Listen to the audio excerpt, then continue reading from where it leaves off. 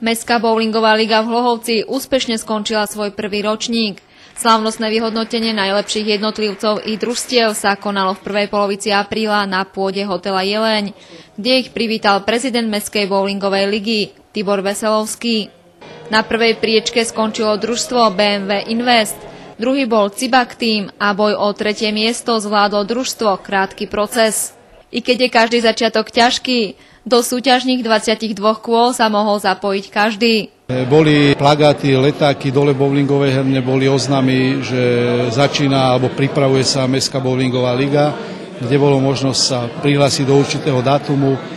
Určitý dátum bol vlastne záväzný a podľa toho som vypracoval celú organizáciu, vlastne celý priebeh súťaže tohto nášho prvého ročníka tejto bowlingovej ligy.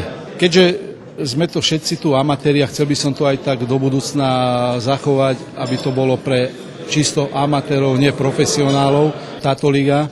Systém ligy bolo tých 16 družstiev. 16 družstiev sa po základnom kole rozdelilo na dve skupiny. Tí prví lepší vytvorilo prvú osmičku, druhý vytvorilo druhú osmičku, ktorí hrali o tzv. 9. až 12. miesto o účasť do ligového pohára a prví 8 hrali potom odznova vynulované výsledky zo základnej časti a hrali o víťaza prvého ročníka mestskej tejto ligy. Našli sa medzi hráčmi i také naozajstné talenty?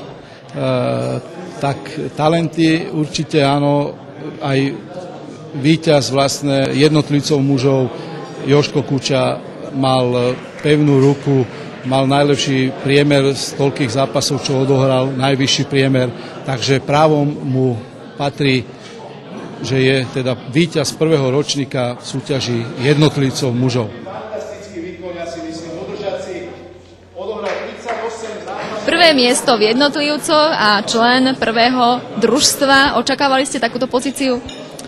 Tak keď sme začínali, mali sme očakávania, ale nie až takéto veľké ambície a sme radi, že sa nám to podarilo.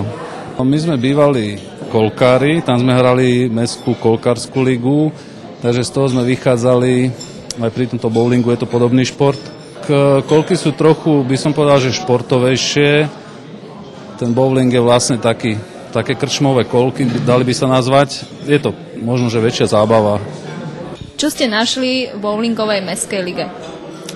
No, hlavne zábavu kamarátov, dobrá partia, dobrá nálada.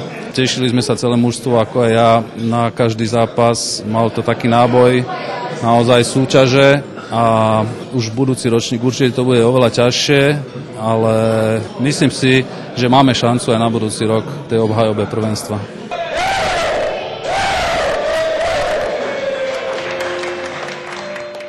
V turnaji o ligový pohár bolo opäť najúspešnejšie družstvo BMW Invest, druhý boli outsideri a tretiu pozíciu obsadili štamgasti. Medzi ženami sa v kategórii jednotlivcov darilo Kataríne Haničiarovej a ocenenie za najvyšší náhod patril žene Monike Kusej za rekord na jednu hru 227 bodov. I keď je prvý ročník Mestskej bowlingovej ligy ukončený, hráči i organizátori majú pestré plány i na budúcu súťažnú sezónu. Čo pripravujete na budúci rok? Chcete niečím spestriť ďalší ročník? Myšlienky alebo nejaké projekty mám v hlave. Teraz prichádza vlastne prestávka, lebo súťaž chceme začať od septembra, takže chceme vyplniť to hluché obdobie letné, nejaký dlhodobejší turnaj čisto len pre jednotlivcov. Týmto chcem vyzvať ďalšie mužstvá, ktorí majú záujem hrať takéto mestskej bowlingovej lige. Chceme rozšíriť počet na 24, možno 32 v rámci družstiev. Takže majú dvere otvorené v druhom ročníku mestskej bowlingovej lige.